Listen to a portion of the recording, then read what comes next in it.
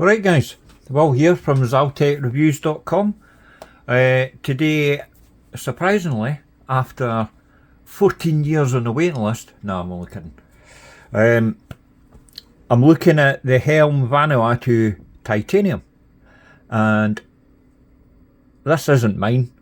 It was a subscriber sent it in, absolutely brand spanking new.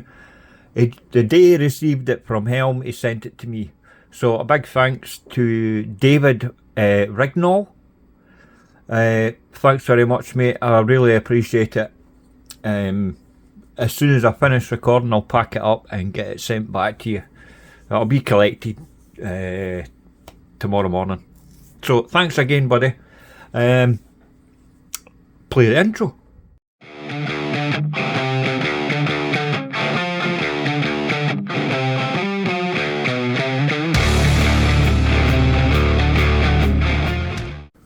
Right guys, once I've covered the price, specs and everything else, I'll give you my thoughts on this Vanuatu Titanium at the end. First up, let's have a look at the packaging, shall we? Cardboard sleeve.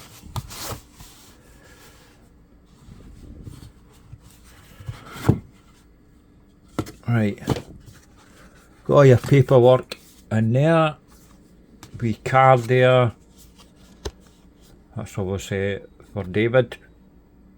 Thanks for your order, we hope you enjoy the Vanuatu and it serves you well, wear it in good health, all the best, HELM watches.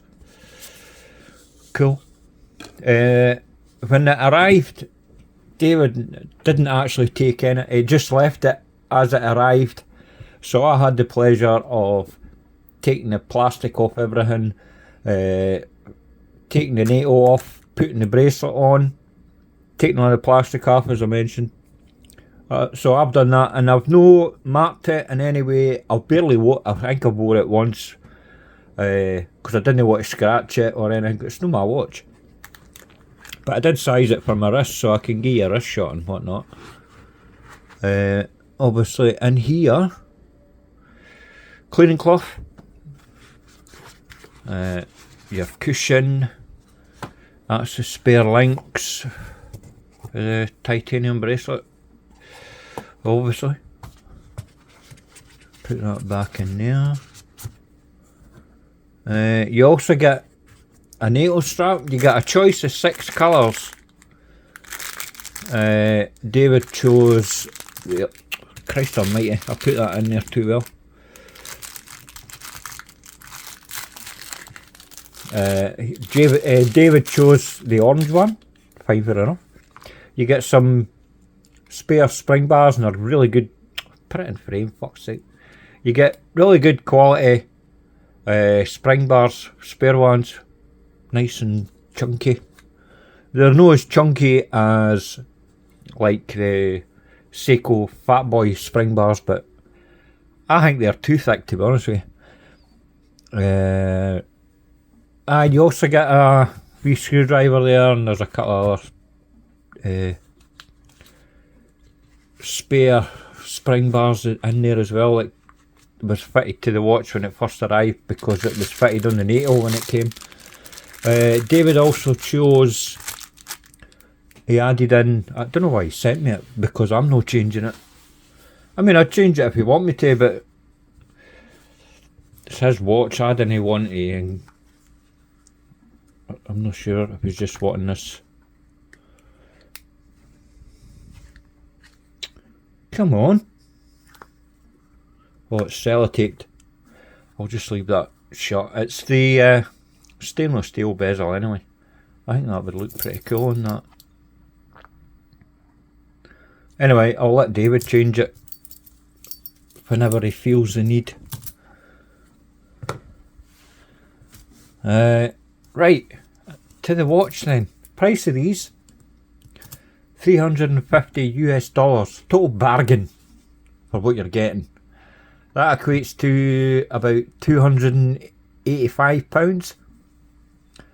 Pay that in a heartbeat. you pay, even on the used market, I mean, these are going on eBay and whatnot.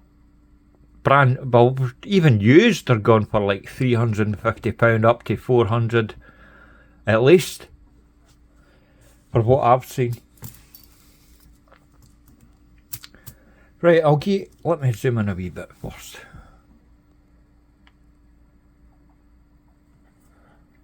There you go. That's a bit better looking.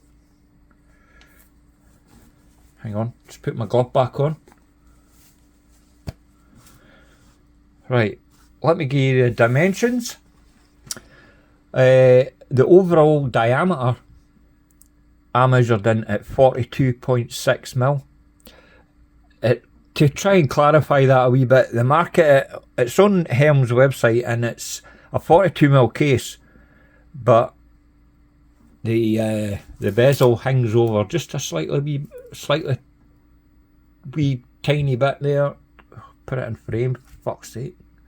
See, it hangs over just a wee tad. And they say it's a 42 mil case and a 43 mil bezel.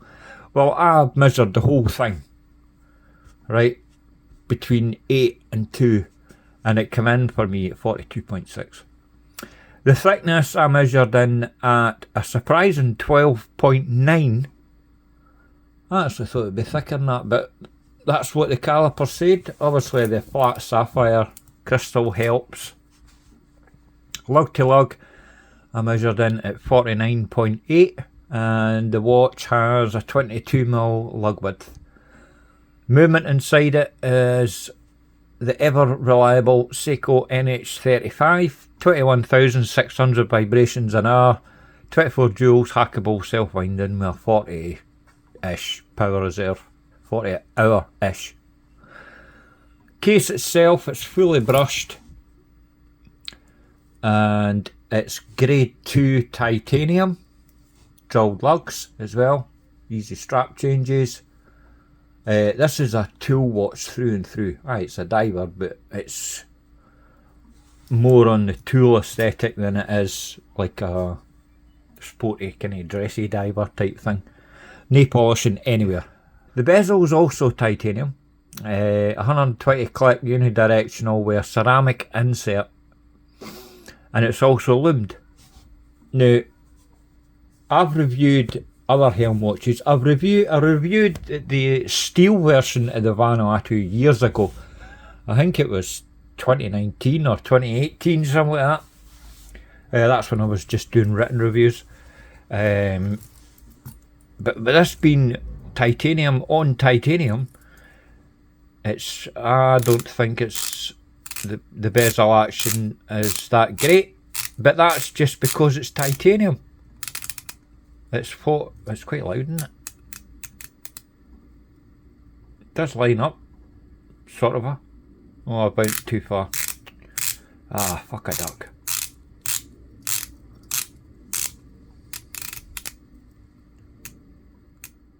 He's running about there. Oh, quite hard to see you with this camera. Leave it there now. Aye, that's it. I prefer the stainless steel, the bezel action. Because I've had a few of the Vanuatus in steel, because I keep getting them, because I miss it, and I get another one. I've only done a white one, eh?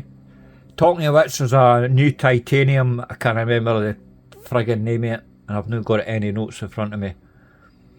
But it's no the Komodo. I've already reviewed the Komodo. It's the other one. It begins with K, I think.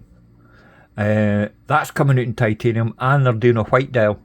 So I put my name on the list for that. How long it takes? Well, how long is a piece of string? But we're not talking about that today. We're talking about this. The Vanuatu titanium. The one I've been trying to get. I've been trying to get this since it was first released. When was it released? 2020 maybe? Anyway, I've been trying to get it for ages. And thanks to David, he sent me his brand spanking new one. So, thanks again, buddy. Right, where am I? Aye. The lume on this is Swiss Superluminova BGW9, and there's dark orange lume as well, as you can see. Well, you can't see it now until I give you a lume shot, but see the orange markers there at the hour. They're lumed. They're not as bright as the rest of it. The dial is printed, right, but I think it's been printed with a shovel, because the lume on this is phenomenal. And normally you get better lume with applied indices, but this basically outperforms the majority of watches out there. I'll give you a lume shot in a wee bit. Right, the bracelet is obviously matching titanium grade 2, fully brushed, solid links everywhere. It's got screw pins, and even the clasp is titanium. As you can see, the case back is also titanium, and it's got that deep stamp traditional HELM logo on the case back. Brilliant case back, this one of the best. Where was I? The dial, I was mentioning that, wasn't I? It's a matte black dial, and it only comes in matte black, nothing else on the titanium. They might do other different colourways and that in the future, I don't know. Give me a white one, Matt. Matt, if you're watching this. That's the owner, by the way. Colour match date wheel at 6, perfect. And big chunky syringe tipped hands on this as well. It's all about legibility, man. I mean, this thing's legible as what? Fucking... well, you can't get any more legible, can you? It's a black dial, black with white markers, white hands. It screams legibility. Oh, I meant to say on... No, I'll tell you that at the end. Aye, that's that. The strap's already mentioned. It's a nylon NATO with signed hardware, with titanium hardware as well. Choice of 6 colours, as I mentioned. The colours are, that you can pick, is black, black and grey, black and orange, blue, grey, or full-blown orange. Crystal on this, flat sapphire, and it's got a ton of AR coatings, and it's clear AR coatings that's on this. There's no blue, red or purple tinges in it, it's just clear AR, and it does a good job.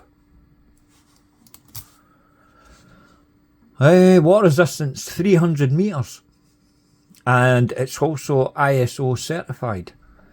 If you go to the link in the description to my website, there's a link there for the ISO certification and all that, and you can read about it if you like. If you want, I've done that. I've done the case back. The crown is a chunky 7.9 mils, screwed down and signed, obviously. Fantastic. Tons and tons of grip on this. Easy to operate. Weight wise, with this being titanium, it comes in at 132 grams. That's sized up for my 6 3/4 inch wrist.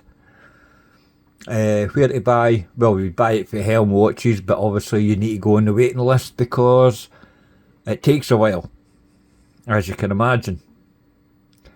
Done that. Warranty, you get a year. To be honest, this thing is going to outlast you.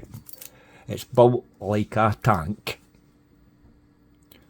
It really is. The tolerances on this is fantastic. Right, good and bad. Everything I've said, everything I've said is good. Everything about it, I mean, looking at it, as you can see, it ticks all the boxes for me. It's a bit big, wears a bit big. At a near 50mm lug to lug. I can get away with it, but, and I'm not kidding, I'm at the extreme end of what I would wear. That's like the maximum lug to lug I would wear. Even then I would prefer something a bit smaller. Can you imagine if we'd done this? and let's say 40 mil or even 41, with like no bigger lug to lug than 48, just trim it down a little. I think you'd, I mean, the last thing Helm need is to sell more watch or get more orders or more interest. But it would appeal to a lot of people, you know, with kind of smaller wrists, around about the same size as mine. Mine's is 6 3/4 inches. Aye, but could you also imagine it if it was slimmer as well? Say it had a Toyota 9015 in it. Obviously it's going to put the price up, but people are paying through the nose for these anyway just to get one. Because they didn't want to sit in the waiting list for so long. I've done it myself. I've bought used ones. Right. Oh, right. What else would I say about this? The bezel action, I prefer it on the steel version, if I'm honest with you. The other thing that maybe Matt should add on these titanium watches is a hardness coating, because obviously titanium isn't as hard as stainless steel. Put a hardness coating on it and it take it up to somewhere around 1,000 on the Vickers scale. I mean, that would make this thing indestructible. But the thing is, even just normal day-to-day wear, I've seen people on forums and whatnot complaining that they didn't even realise that they've, you know, took a big chunk out of it. Well, not a big chunk, but they took a, well, they scratched it, and it's quite easy to scratch because the soft materials. So I think a hardness coating on this would make it a better watch, definitely, and it would last you a lifetime. No question. You didn't have to worry about it says here 12 months warranty, right? But it's got an NH35 in it. I mean, push comes to shove, 10 years down the line the movement starts going a bit wonky. Well, just take the case back off and put a new movement in it. It'll be cheaper than trying to service the thing. Well, that's what I would do anyway. If I was that attached to the watch after 10 years, aye, that's what I would do. I would just swap the movement, because the movements, you can get them easy. What's my final thoughts? I really like it, but if I'm 100% honest, I prefer the stainless steel Vanuatu. Even though it's a lot heavier, it's like 200 grams or some fucking thing. But I just think it's no good. The stainless steel version, it's cheaper if you can get hold of one. It's cheaper. It won't scratch as easy. The bezel action's better. So you're paying extra for this titanium one, and it's going to scratch up quite bad unless you baby it. But what's the point of having a watch like this if you're going to baby it? This thing is designed to be used and abused. But I'm the same. I've got like a 40 quid G-Shock, and I look after my watches. I wouldn't want that scratched up either. Even though it's a G-Shock, I still take care of it. You know what I mean? I don't like the terminology of a beater. I didn't beat up any of my watches, man. I could have a 25 quid Casio, what do you call it? Casio Royale. I still wouldn't abuse it, because I want it to look good in my wrist. Doesn't matter how much it costs. Anyway, this thing, the titanium version, as I say, I prefer the steel one. Given the choice, I'd pick the steel version for day-to-day wear. Right, I better give you a lume shot and a wrist shot and all the rest of this shit that I need to do, don't I? Hang on. I'll go back to there. Wrist check. I'm still wearing this since the last video. The Borealis Sintra Random Rob Special Edition. I'm still wearing it. I've not took it off wrist. It's that. Oh, I love it, man. But let me take that off. Alright, there you go. I mean, it fits my wrist, but I'm on the extreme limits of what my wrist would take, to be honest with you. An almost 50mm lug to lug. But I can get away with it, there's no overhang or anything, but this is as big as I would go. So it's a beautiful watch, extremely legible. But as I say, I think I prefer the stainless steel version, even though it's a bit heavier. Well, quite a fair bit heavier actually. We'll see what the other one is when that comes in. The other titanium version that they're doing. We'll see what that's like. Anyway. Oh shit. Lume shot. You can see the wee orange lume plots there. They don't last very long, but I mean it doesn't going to last very long compared to the rest of the lume in this. And it does last for ages on this. A brilliant watch. Brilliant lume, everything. Right guys, that's my review. Basically my conclusion is I prefer the steel one. And that's surprising because I normally would steer towards a titanium version of any watch just to make, because it's lighter. And normally it would, you know, you forget that it's on wrist and whatnot. I just think this needs a hardness coating of some description on it before I would think about picking this one over the stainless steel. Anyway, that's me. Please like and subscribe if you haven't already. And I'll see you in the next video. Toodles.